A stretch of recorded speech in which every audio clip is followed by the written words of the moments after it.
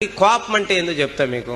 ఇప్పుడు పిల్లవాడు హోంవర్క్ చేయకుండా వచ్చాడు, ఒరే నీకు బుద్ధి ఉందా జ్ఞానం ఉందా అని తిట్టారు. ఇప్పుడు బీపీ ఎవరికి వచ్చింది?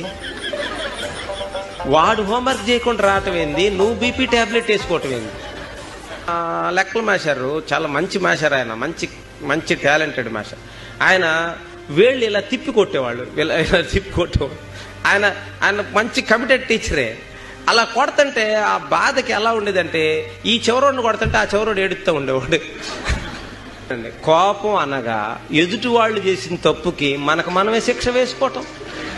స్కూల్ అంటే వాళ్ళ ఆనందాన్ని హరించేదిలాగా ఉండకూడదు, వాళ్ళకి ఆనందాన్ని ఇచ్చేదిలాగా ఉండాలి. అందరికి ఒకేసారి రావు తెలివితేటలు.